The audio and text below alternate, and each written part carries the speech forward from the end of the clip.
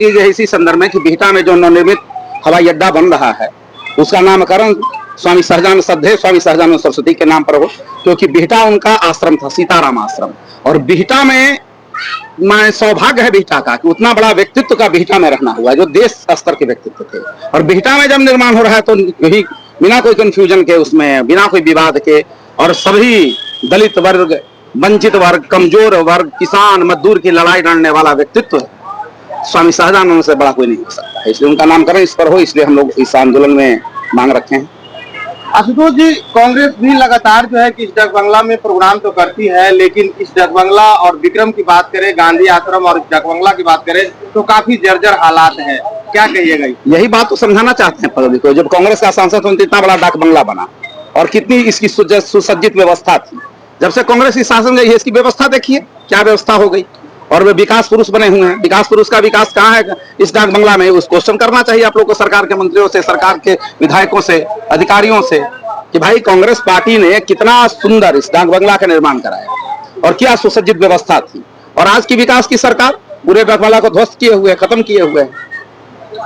इस विधानसभा में क्या होगी तैयारी और क्या कुछ होगी? विधानसभा में देखिए, एक बात तो आप लोग भी जानते हैं कि महागठबंधन की जीत सुनिश्चित है। महागठबंधन की जीत सुनिश्चित देकर बहुत ज्यादा मेढक कूदने लगे हैं, बस यही स्थिति है और क्या है। किसी को इसके पास कोई सरकार कांग्रेस से था नहीं, लेकिन अब विधानसभा की निश्चित महागठबंधन की जीत। आशुतोष जी, मंच पे आप काफी भावुक हो गए थे, इसके पीछे क्या? अरे 25 वर्षों से पार्टी में निरंतर सेवा दे रहे हैं, जो 25 वर्ष से लगातार सक्रिय हो और कहीं एक दिन कांग्रेस के अलावा कोई शब्द नहीं जानता हो, उसकी हकमारी का प्रयास किया जा रहा है, तो भावना तो बही जाती है। जो निर्मल व्यक्ति होता है भावना के साथ होता है।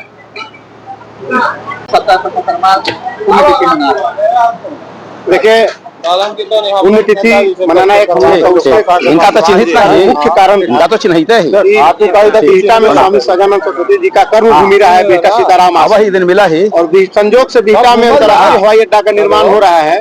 तो हम लोग सरकार को इस कार्यक्रम के माध्यम से मैसेज देना चाहते हैं कि निश्चित रूप से आप बिहटा का जो अंतर्राष्ट्रीय हवाई अड्डा बन रहा है स्वामी सहजानंद सरस्वती जी के नाम पर हो। जितना गर्मी है, कार्यक्रम का मुख्य मकसद यही, जितना गर्मी है कार्यक्रम सफल होना चाहिए।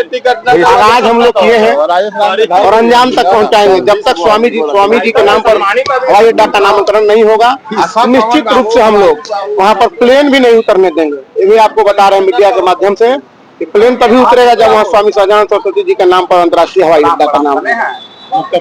मेरा नाम चंदन कुमार हुआ, कांग्रेस पार्टी के पूर्व जिला अध्यक्ष पटना ग्रामीण।